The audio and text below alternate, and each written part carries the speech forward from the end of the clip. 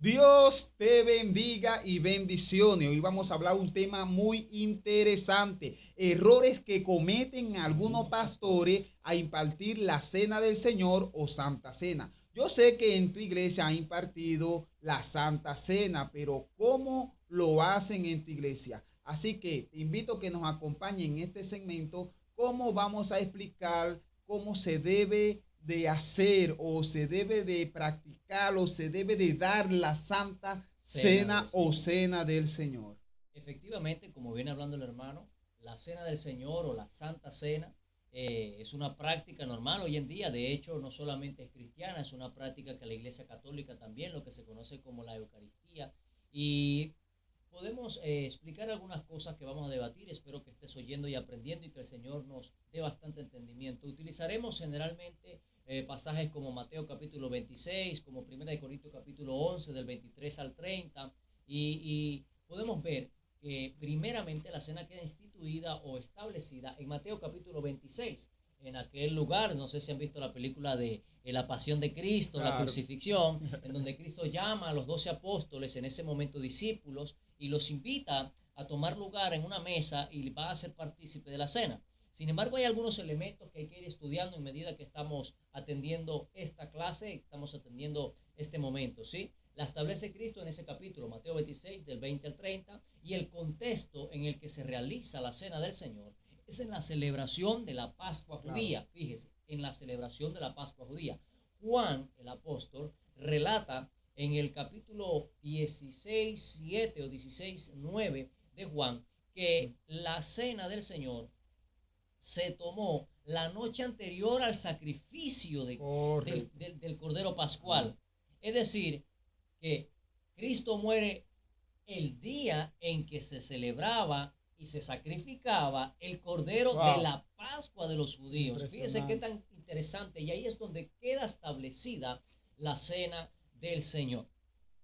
La cena del Señor es superior a la cena judía, tanto así que queda establecida en la palabra que este ritual o sacramento, hermano Carlos, en el nuevo pacto en Cristo, aboliendo el antiguo pacto. Wow. Así es. Mateo 28 lo dice, ¿no? Que ya con este sacrificio de Cristo se establece un nuevo pacto, el pacto hecho en su sangre. Sangre que nos limpia, sangre que nos redime. Pero hay algo interesante que queremos darles a entender de lo que sucede según la palabra en Mateo capítulo 26. Cristo reúne a los 12 apóstoles, va a compartir esa cena del Señor, va a hacer este ritual, va a establecer, va a constituir algo. Ahora, Carlos, ya aquí que están surgiendo las ideas, ¿puedo hacerte una pregunta? Pregunte. Ahora, la pregunta es, ¿por qué el Señor, si lo seguían tantas personas, y eran 70 discípulos que tenía? Aparte de los 12. Sí, claro. ¿Ah? ¿Por qué reúne a los 12? Eso es lo que queremos explicar. La verdad, hermano William, es que la cena no es para todo el mundo, ¿sí? Hay ciertas cosas, pautas que aprendemos allí. Número uno, Cristo no llamó a todos los demás, llamó a los 12 íntimos. ¿Por qué? Porque ellos eran los que estaban con Él en comunión, entregados. Correcto. Ojo, ellos fueron los primeros bautizados juntamente con Cristo. Aleluya. Cristo bautizado allá en el Jordán y ellos son bautizados después de Cristo. Comparten en comunión con Él, son sus discípulos, van a ser delegados a una tarea. Hay muchas cosas allí, pero fíjate que los 12 no recibieron la cena. No. Porque cuando se le acerca a Judas, Cristo le dice, hey, lo que quieres hacer, hazlo ya. Hazlo ya. Vemos que Judas se aparta, va a ir a venderlo con los sacerdotes y los romanos por 30 piezas de plata. Y cuando Judas se va y quedan los 11 discípulos, el Señor empieza a impartir la cena. Esto me arroja luz. Ahora, es decir, que una persona en la actualidad bautizada, pero que esté en pecado, no puede participar de la Santa Cena. No es partícipe de la cena. Vamos a hablar de algunas personas, de cómo o de qué manera ser partícipe de la Cena del Señor, pero vamos a tocar ahora el punto del hecho de que la Cena del Señor establece dos elementos, y correcto, esos dos elementos se han violentado, pero vamos a establecerlos, ¿ok? Cristo primeramente dijo, partiendo el pan, tomad, comed, este es mi cuerpo que por vosotros es partido. ¿Ok? Entonces establece el primer elemento, pan. Luego, acabado esto, toma la copa y la levanta y le dice a los discípulos, tomad, bebed, de esta es mi sangre, la cual es entregada para este sacrificio, claro, para limpiar los pecados. Es un símbolo, es una expresión figurativa. Claro. Ahora, haced esto en memoria de mí, recordando, me estoy sacrificando, es lo que significa. Y cada vez que hagáis esto, la muerte del Señor, anunciáis. Hay dos elementos, pan, vino. Pero es un recordatorio de que Él murió en la cruz del Calvario, pero también es un recordatorio de que Él viene pronto. De que Él viene pronto y con Él la tomaremos allá. Santo, aleluya, gloria a Dios. Ahora bien, fíjate, pan, vino, pero no cualquier vino. Santo. No, la Biblia establece en 1 de Corintios, del 23 al 30, cuando el apóstol Pablo dice, y esto también recibí, que el Señor me enseñó, que de aquel momento estableció con los apóstoles la cena, y es fruto de la vid. Cuando habla del vino es fruto de la vid, y el fruto de la vid es el jugo de la uva. Claro. Uvas machacadas, claro, no uvas fermentadas. Es decir, que este vino no es alcoholizado. No tiene alcohol. Y el problema hoy en día es que muchas iglesias quieren dar vino con grados de alcohol. A eso iba, Carlos, ya que he tenido la oportunidad de predicar en diferentes lugares de Venezuela y otro lado, y he visitado cientos de iglesias, es que he visto esto, lo que tú estás diciendo, como es cualquier vino, dan hasta frescolita o jugo de uva, pero eso de sobrecito, y wow, dan un pedazo de pan ahí que si salado, dulce, lo que tengan ahí a la mano, y esto de verdad que wow, no tengo palabras para decirlo porque es impresionante. Sí. Porque el Señor lo establece en las Escrituras. ¿Será que no están leyendo hoy en día las Escrituras, hermano Carlos? Lo que pasa es que tratan de modernizar la palabra del Señor. ¿Sí? Están tratando de cambiar la palabra a la modernidad. Y yo creo que los tiempos modernos deben ser transformados por la palabra del Señor. Es lo que está establecido. Algunos hermanos dirán, bueno, hermano, pero es que en la época había uvas, pero ¿cuál es el problema con que se use un sobrecito con saborizante de uva? Otros dirán, bueno, pero que ahí dice vino, entonces ¿cuál es el problema de comprar un vino champanizado de uva? Hermano, hay que apegarse a la palabra, a la fidelidad de la palabra. Algunos hermanos han comentado, varón, es vino, y el vino tiene alcohol. Usted no sabe cuántos grados de alcohol tenía en la antigüedad. Es lo que dicen. Sí. Pero así como él no puede establecer, o yo no puedo establecer cuántos grados de alcohol tenía, él no puede asegurarme si esas frutas no fueron cultivadas en ese momento, prepararon la sangre, porque el fruto de la vid es sangre de la uva. Es decir, es la uva machacada, es recién machacada. ¿Cómo tú le quitas ese hecho? Claro. ¿Cómo se quita el hecho de que es el fruto de la vid, es jugo machacado, es la uva machacada utilizada para hacer la bebida? No dice de otro y de otro tampoco dice de otra sustancia. De otra sustancia, es decir, que le echan otras cosas, por ejemplo. Aditivos, claro, ¿no? De repente un sobrecito sobrecito eso de uva, sabe a uva, pero eso no tiene solamente uva, sino ese tiene otra sustancia, otros químicos y tan para ustedes contar. Que realmente lo que termina perjudicando nuestra salud. Y los riñones. Duro. Entonces, el Señor es tan sabio, tan sabio. Pero como estamos hablando, es una figura, ¿sí? Es una expresión figurativa. No es como algunos otros enseñan, no, que esta es la verdadera sangre de Cristo y esto se va a transfigurar y se va a transformar en sangre. No exageremos. Es una expresión figurativa, pero como una expresión figurativa que pasa a ser símbolo, tiene que mantener cierta fidelidad. La sangre de la uva, o es decir, el jugo de la uva, se obtiene ¿al qué? A machacarla. Cristo, para establecer el pacto, tuvo que derramar ¿qué? Su sangre. ¿Y cómo la derramó? Él fue latigado 40 veces menos una, dice la Escritura. Él fue atravesado por su costado. El hombre su cuerpo fue hecho una sola llaga. Bueno, para resumir, los científicos tuvieron que inventar un nombre nuevo para poder expresar ese dolor que Jesús sufrió en la cruz del Calvario, que se calcula que fueron aproximadamente 3 horas y media, y ese nombre es excruciante, que significa insoportable. Excruciante. Anótelo por allí. Y es algo, ¿cuánto es el grado de dolor que sentía Jesús? Wow, eso era de tal manera el grado que este hombre pudo sentir, y aún atravesar todo lo que iba a atravesar, era que de su sudor era grandes gotas de sangre. Eso le sucede a unas personas entre 8 millones, Carlos. Es decir, puede haber 8 millones a una sola persona le sucede. Es cuando la persona, le suele pasar a la persona cuando está muy angustiada, preocupada, que está así, que sabe que me entiende, que quizás sabe que ya va a morir, que viene la hora. Por eso él dice, pasa de mí esta copa, ¿verdad? Y entonces, eso es una enfermedad, ¿verdad? Que le sucede a una persona entre 8 millones. No una enfermedad, eso lo causa el desespero. Angustia, eso se llama hematidrosis.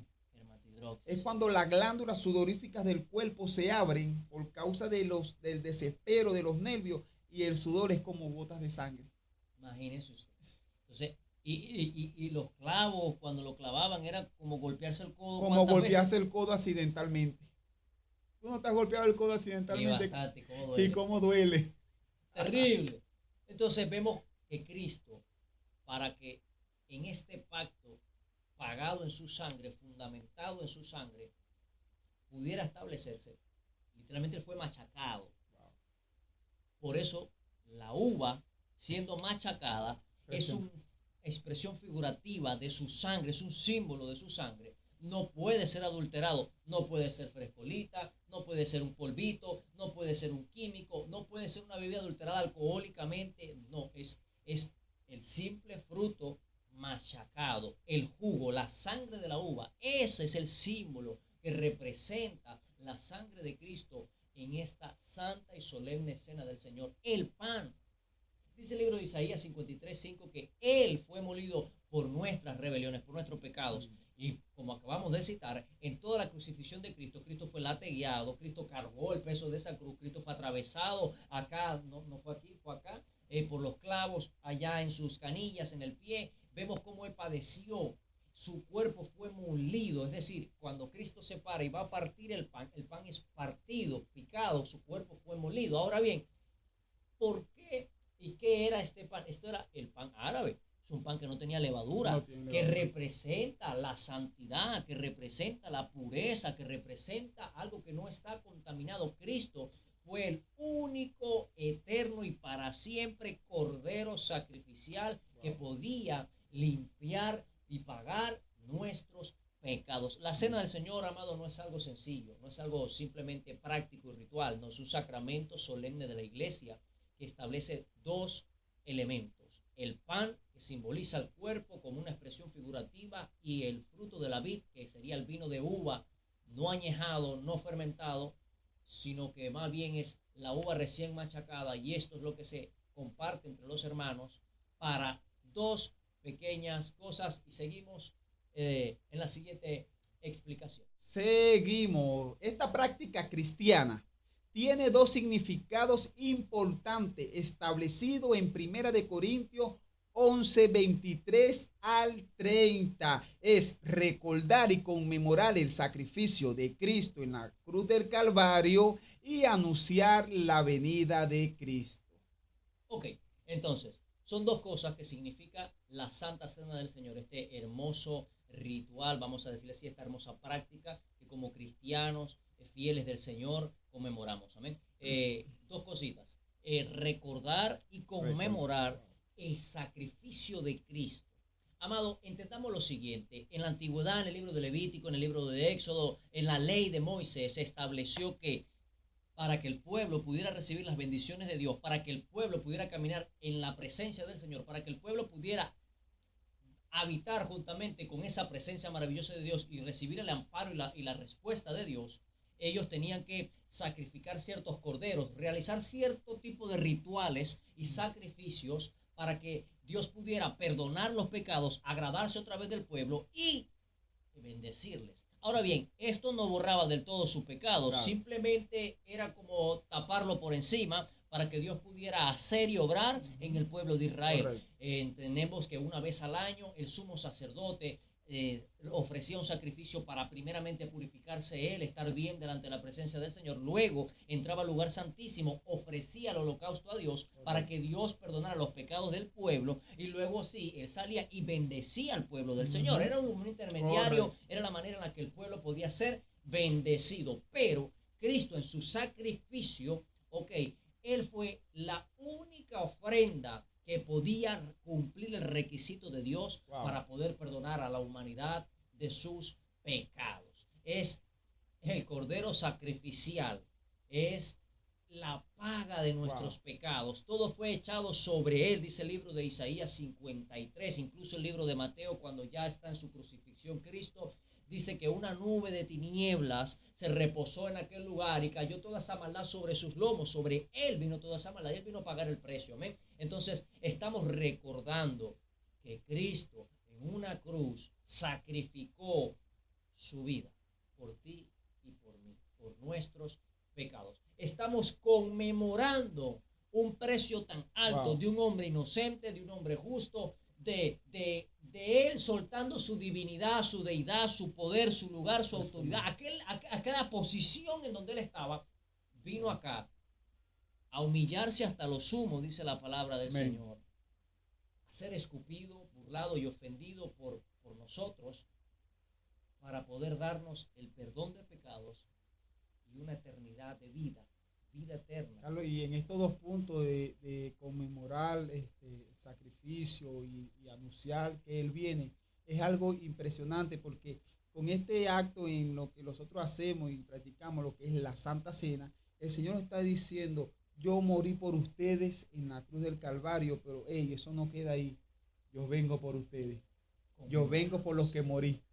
Aleluya, alábalo. Es impresionante. Alábalo. Esa es la segunda ecuación. La primera es que sí, Él entregó su vida por ti, por mí, por amor. Y la segunda es el hecho de que haced esto en memoria de mí. Haciendo esto en memoria de mí, la muerte del Señor anuncié y me sacrifiqué. Pero es hasta que Él venga. O sea, hay un regreso de nuestro amado Rey Salvador. Está la venida de Cristo, viene el arrebatamiento, viene el reino milenial, Cristo viene, aquellos seres ángeles delante de aquel lugar donde estaba Cristo puesto, le dijeron: hombres galileos, vosotros que hacéis ahí viendo para el cielo, si así mismo como le viste ascender, le veréis descender en una nube, y alabado sea el nombre de Jesús. Es que, Jesús desde que murió y resucitó, Él está diciendo: yo vuelvo pronto. Él está diciendo. Lo estamos saliendo aquí un poco del tema, pero estamos en el punto de que Él viene. Él viene. Él viene. Anunciamos su venida. Y quizás le vamos a traer un tema sobre la venida de Cristo y al arrebatamiento. Sabemos que son dos acontecimientos distintos. Sí, entonces, para que muchos podamos entender. Ahora, Carlos, es impresionante eso, como Él dice: yo vengo por ustedes nuevamente. Viene. Es una alegría, ¿oíste, Carlos? Conmueve el ser, es algo magnífico. Cuando yo lo digo aquí, siento una cosa. Un regocijo, claro, una esperanza. Wow. ¿Sabes? Esa es una bienaventurada esperanza, el pronto regreso de nuestro amado Rey glorioso. Pero la cena del Señor fue establecida para esas dos cosas, amado, para entender que Él se sacrificó en una cruz y para entender no solamente su sacrificio, sino anunciar que Él viene por nosotros. Recuerda ahí, Cristo viene. Seguimos, gloria al Señor. Y es que el Señor Jesús reveló un par de datos importantes en Mateo 26 sobre cómo realizar la cena del Señor. Carlos, es impresionante. Y quiénes deben ser partícipes de la misma. A su vez, el apóstol Pablo también refuerza estos principios y añade aclaraciones de la solemnidad a este ritual o práctica cristiana. Así es. Como explicábamos al principio en el libro de Mateo, Cristo no invitó a los 70, Cristo invitó a los 12. Ahora, Carlos, espera que te detenga ahí. Yo quiero que tú me digas cuáles son esos requisitos. Es como cuando uno va a una empresa o cuando en casa hay requisitos, ¿verdad? Por ejemplo, si tú vienes a mi casa, yo te digo: bueno, aquí se cierra la puerta a tal hora, ¿verdad? Claro que sí, hay que ayudar en la casa, hay que colaborar. Claro, hay pautas. Hay pautas. Hay pautas que sí. Entonces yo quiero que tú me digas esos requisitos, esas pautas, como qué debo tener yo o hacer yo para poder participar de la Santa Cena. ¿Qué debemos cumplir? Bien analizamos lo que está escrito en Mateo 26, bien analizamos lo que está escrito en 1 Corintios capítulo 11, y algunos requisitos para poder llevar solemnemente este acto es, número uno, pues ser un redimido de la sangre de Cristo. Un inconverso no puede ser partícipe. ¿Por qué? Porque es un inconverso cuyos pecados están en el trono de Dios y le está acusando constantemente para que, bueno, si no se arrepiente, el Señor envíe juicio o el diablo pueda hacer y deshacer con dicha persona. Arrepentirse, amado. Arrepentirse es el primer requisito. Arrepentirse, confesar el nombre del Señor Jesucristo, entregarle su vida a Él, es el primer requisito necesario. El número 2 sería haber sido bautizado en agua. Esto representa delante del Señor y los hombres, delante de la congregación, que usted está comprometido con el Señor. Amén. Usted está comprometido con la iglesia. Amén. Usted está comprometido con esa vida transformada por el poder del Espíritu Santo del Señor. Número 3, es más, vamos a aclarar el número 2. Ese bautismo en agua significa que usted está muriendo al mundo. Usted está muriendo a los deleites del mundo. Usted está muriendo a las modas del mundo. Usted está muriendo a lo que el mundo le enseñó. Y usted está empezando a vivir para Cristo Jesús. Amén. Amén. Luego el número 3 sería estar en plena comunión con la congregación o la iglesia local, allí donde usted tiene que congregarse. Una persona que no se congrega, mi hermano Winel, una persona que no le gusta mantener comunión, amor, fraternidad entre los hermanos, una persona así no está bien delante del Señor. Fíjate lo que dice 1 de Juan 3:8, creo, puedo equivocarme, dice lo siguiente, dice, y si estamos en comunión unos con otros, la sangre de Jesucristo nos limpia de todo pecado. Un requisito para que esa sangre, vamos a decirlo así, sea efectiva en tu vida o en mi vida, es una manera de decirlo, es estar en comunión unos con otros, es congregarse, es mantenerte en comunión. Entonces, otro requisito, aparte de ser un redimido, aparte de haberte bautizado, es mantener comunión, es decirle, pastor, aquí estoy, es decirle, líder, aquí estoy, vamos a evangelizar, vamos a ayunar, vamos a vigilar, vamos a hacer la oración de la novena, vamos a estar, estás dispuesto, estás en comunión, visitas al hermano, tienes paz unos con otros, se hablan, se aman, confraternizan. Eso es lo que Cristo demanda en esa solemnidad. ¿Por qué lo decimos? Porque vemos que habían 12, pero de esos 12 uno se fue. Él realmente no estuvo en comunión. No. Realmente no tenía fraternidad. Él realmente no tenía relación en esa iglesia local. Ahora, Carlos, ¿y qué pasaría con los 70? Tampoco formaron parte en ese momento. O podemos decir, quizás estaban en comunión, pero no estaban bautizados. Quizás Estamos especulando aquí nosotros. Claro que sí. ¿Ah? De repente no fueron partícipes en ese momento porque ellos eran los íntimos del Señor, claro. Pero de repente más adelante sí fueron partícipes. Claro que sí. Ahora, Carlos, hemos hablado de esto, ¿verdad? Y qué es los requisitos que tenemos que tener para poder participar de la Santa Cena o Cena del Señor. Ahora, ¿qué pasaría si yo participo o las personas participan de la Cena del Señor y no han sido redimidos por la sangre de Cristo, no han sido bautizados, no tienen comunión, la toman indignamente? Ay. Bueno, la verdad es que otro requisito sería examinarse uno mismo, dice el apóstol Pablo. Aquí muchos de que están viendo este video lo van a dejar de ver. Sí, no, aquí le van a dar dislike. No me gusta. Pero la verdad, amado, mira, otro requisito es, dijo el apóstol Pablo en el versículo 27 del capítulo 11 de 1 de Corintios, dijo, cada uno examínese a sí mismo. Examinémonos. ¿Estamos mal? Delante del Señor estamos mal. Yo tengo rabia contra mi hermano Winel, le tengo un odio, algo, me siento ofendido. Es como cuando el caso de la ofrenda, si tú te acuerdas que alguien tiene algo contra ti, deja tu ofrenda ahí, ve primero ponte a cuenta y después tú la entregas. Una parte para estar dignamente delante del Señor es esto, examinarnos a nosotros mismos y tener un estado de dignidad delante de Dios, dignidad ante la palabra, dignidad ante el Espíritu Santo de Dios. ¿Por qué? Porque como dice el hermano, hay un riesgo de tomar la cena del Señor indignamente. Primera de Corintios, capítulo 11 nuevamente, versículo 28, 29, establece que hay consecuencias por las cuales caen y repercuten en nuestra vida por tomarla indignamente. Entre ellas es que primeramente viene el juicio de Dios. Wow. Se supone, amado, que conmemoramos el sacrificio de Cristo que te redime de todo pecado. Y tú estás tomando su sangre en vano. Estás conmemorando a Cristo en vano. Estás regando su tierra, pisando su sangre, mejor dicho, o regando su sangre en la tierra. No la estás tomando con dignidad. No te estás guardando en solemnidad para Él.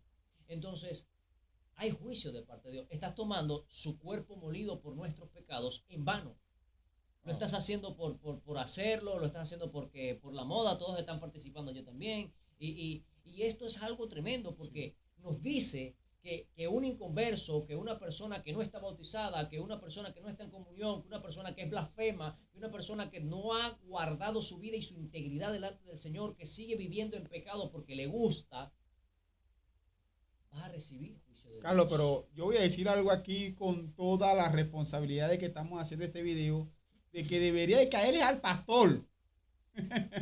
Porque, hermano, yo he ido a iglesia, Carlos, donde hay personas que van, que nunca han asistido a una iglesia, nunca se le ha hablado de esto y se le da de la cena del Señor. ¿Quién tiene la culpa ahí, Carlos?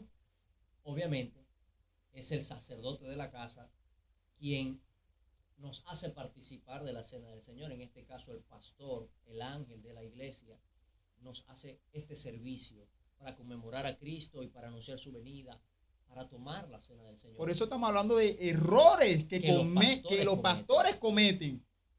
Y hoy en día hemos visto eso. Claro que sí, Carlos. Yo he ido en diferentes lugares que alguna vez se va a participar en la Santa Cena. Estoy en disciplina.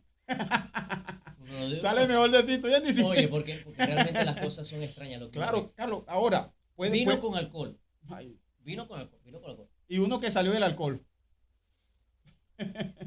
Galletas María. Santo. A mí me pasó. A mí me gusta con café. Ajá. Eso por un lado, ¿no? Dios mío. El refresco, que ya lo dijimos. Sí, de uva. De colita. Santo. La sangre frescoleta. de Cristo. La sangre de Cristo es frescoleta. Dulcita. Dios mío, qué locura. Yo he visto gente que no confiesa a Cristo. Claro, yo también he visto. Gente que entra con le dicen una mochilera, que es la botellita esa así como de aluminio que viene con ron. Sí, claro. Entran porque quieren escuchar el sermón, gloria a Dios, quieren escuchar la palabra de Dios, pero entran así.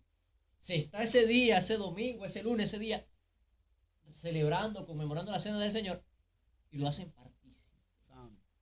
Por eso que digo, pero la Biblia enseña, amado, la Biblia enseña, pastor que estás viendo, la Biblia enseña, no se puede tomar indignamente, hay consecuencias, juicio de Dios, pero enfermedades, Carlos, pueden venir. Vienen enfermedades, capítulo 11 de 1 Corintios, versículos 28 y 29. Léalo, amado pastor, léalo, amado hermano. Usted que está escuchando este video, instrúyase, no cometa este error, no sea partícipe si usted no cumple los requisitos. Puede venir enfermedades físicas y espirituales, Carlos, trae consecuencias. Pero vámonos un poquito más allá. El 30 dice que muchos duermen. Un caso extremo es la muerte. Física y espiritual. Vamos a explicar la espiritual. Muchos hermanos en la fe toman la cena indignamente, se enferman físicamente, espiritualmente. Vemos un estado deplorable de su cuerpo, lo vemos demacrados, pero ellos, cuando hablan de la muerte espiritual, son gente que se va enfriando. Sí, claro. Porque ¿saben qué nos enseña la cena del Señor? De que Cristo perdonó nuestros pecados, por lo tanto nosotros debemos vivir una vida no partícipe del pecado. Entonces, al yo tomarla indignamente, me está dando igual lo que Él hizo, y como me está dando igual lo que Él hizo, voy a empezar a vivir mi vida de manera igual a lo que Él hizo, o sea, me da igual, y entonces empieza a menguar mi consagración y mi santificación, empiezo a hacer caso omiso de la palabra, caso omiso del Espíritu Santo, y empiezo a enfriar mi vida espiritual. Claro. Entonces yo empiezo a vivir una vida pecaminosa, indolente, dice la palabra del Señor, a lo que el Señor ha establecido. Y hay una muerte espiritual. Carlos, es difícil a hablar de este tema y no sentir algo en el cuerpo. Es difícil. Porque sabemos, Él nos está diciendo, hijo, yo morí por ti en la cruz del Calvario, pero así como morí, yo voy a venir por ti. Hijo, yo voy a estar ahí contigo, esto. Tantas cosas bonitas que hay aquí. Entonces es imposible hablar de este tema. Es como tú lo estás diciendo, es imposible participar de la Santa Cena sabiendo que uno está mal. Claro. Ahora, Carlos, mira, es tremendo esto porque de repente pastores, y no lo verán así, otros lo verán así, gloria a Dios, es que, Carlos, yo puedo tener un problema contigo, me sentí ofendido por una palabra, aunque yo no te dije, o quizás tuvimos algunas palabras, como suele pasar. Le pasó a Pablo así, claro, a Bernabé. Por el problema de Juan Marco y toda esa cosa, y después Pablo, dice, tráemelo porque es necesario, gloria al Señor. Se han dicho mucho por ahí de Wilmer. Mande lo que es necesario. Gloria al Señor. Ahora, y llego a la iglesia y van a participar de la Santa Cena. Ahora, yo puedo participar de la Santa Cena, pero antes de ir, pedirte perdón a ti, mano, me sentí ofendido por esto, y quizás tú vas a tomar la Santa Cena todo bien, pero el que me sentí ofendido fui yo, porque hay palabras que ofenden. Claro que sí, ¿Verdad? actitudes Y actitud y todo, y yo puedo participar de la Santa Cena ese día. Primeramente arreglando las cuentas. Claro, arreglando las cuentas, yendo Claro, a ti, pidiendo perdón. Claro, inmediatamente. Siéntase libre de culpa, siéntase libre de condena, porque ya usted está liberándose, ya usted está sanando, ya usted está siendo libre de toda carga de conciencia que pueda repercutir en nuestra vida. Carlos, algunas enseñanzas que nos deje esta práctica. Es algo muy bonito. Realmente hablar de la cena del Señor es esperanzador. Wow. Es esperanzador. Nos habla de un regreso glorioso de Cristo. Lo vimos condenado en una cruz. Él va a venir por su iglesia.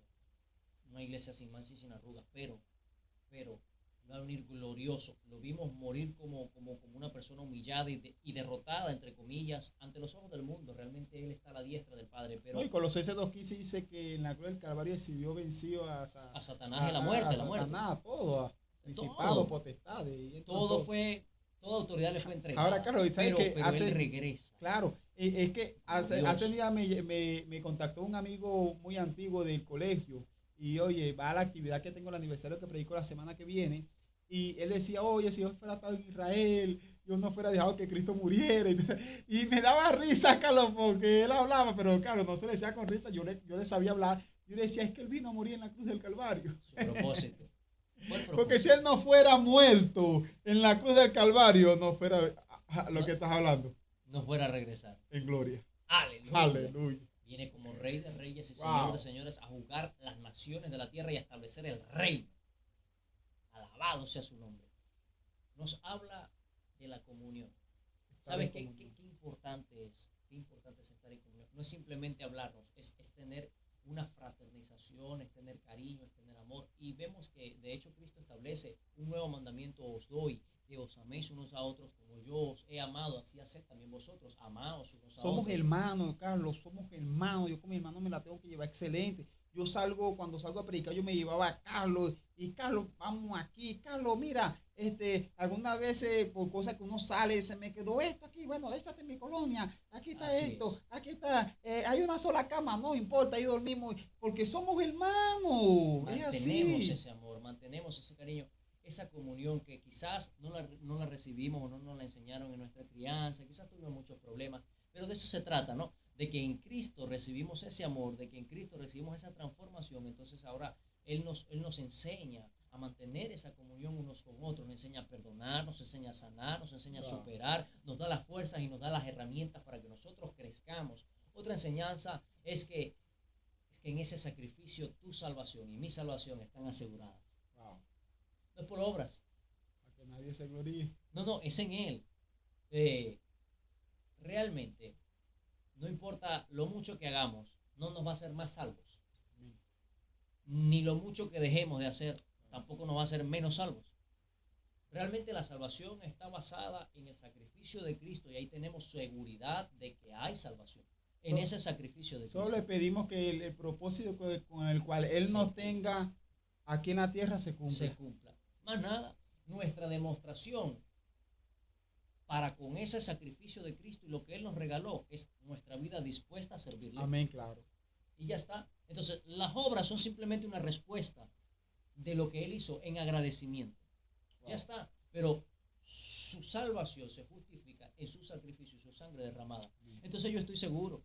Yo puedo cometer errores. El hermano puede cometer errores. Usted puede cometer errores, pero usted tenga paz y entienda que es en su sacrificio que su salvación está guardada. Es algo hermoso. Otra cosita bien importante que nos enseña es que debemos cuidar, así como nuestra salvación está asegurada y sustentada en su sacrificio, también nos recuerda que debemos cuidar de nuestra vida en Cristo Jesús. Debemos ser dignos.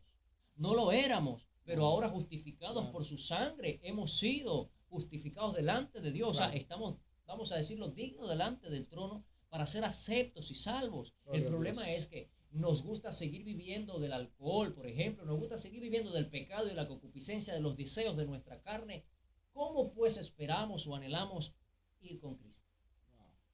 Si ni siquiera podemos ser partícipes de la cena del Señor porque vivimos en pecado y no cumplimos los requisitos. Es como irse a comprar unas botas sin plata, sin dinero. Es que, ¿cómo vas a comprar así? No haga eso, hermano. Nos enseña que debemos cuidar y valorar ese sacrificio de Cristo. Debemos cuidarnos de nuestra concupiscencia, de nuestros deseos. Debemos alejarnos del pecado. Cristo le dijo a aquella mujer sorprendida en adulterio, le dijo, ¿ninguno te condenó? Y ella dice, no, ninguno. Bueno, ni yo te condeno. Vete y no lo hagas más. No lo hagas más, no peques más. O sea, es necesario no tener el deseo de pecar.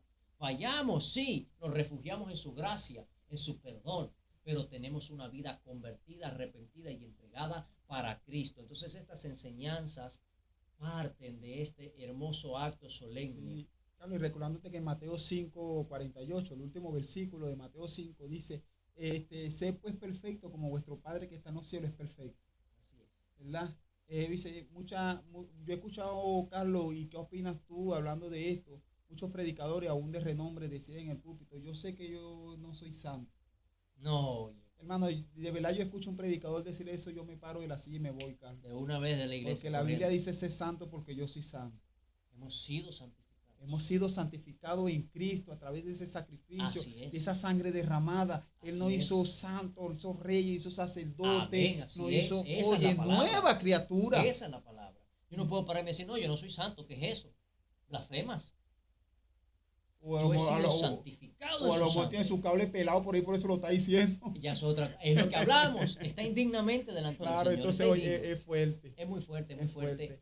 Realmente todo esto es para traer luz a tu vida, es para edificarte y es para decirte, sí, Cristo murió por ti, su vida entregó, su sangre derramó para perdonarte y redimirte, justificarte delante de Dios, darte salvación y vida eterna, Carlos, pero también para decirte que Él viene.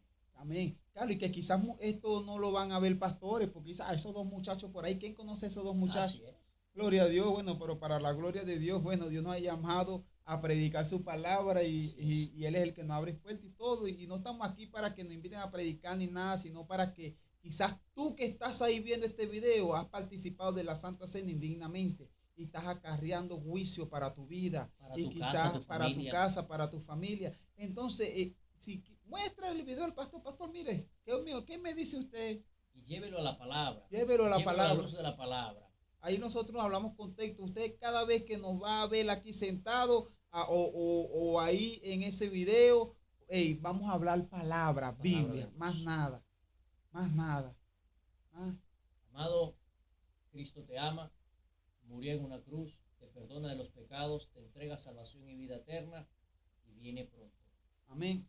Dios te bendiga y si no te has suscrito al canal, te invitamos que te suscribas y le dejes la campanita para que estés atento a todos esos videos que hemos de subir. Se viene un video muy importante y muy controversial. Muy controversial, demasiado controversial. Quizás ahí nos van a hacer hasta streaming y todo sobre los diezmos lo más probable. Y las ofrendas. ¿Por qué yo lo debo hacer? Ya quizás van a decir, ya los hermanos van a robar, se quieren comprar una Super Duty. Eso no. Hey, se compra una super duty, no el pastor que recibe los diezmos, sino el que diezma. Ahí te vamos a dejar esa. Ay. Dios te bendiga y Dios te guarde.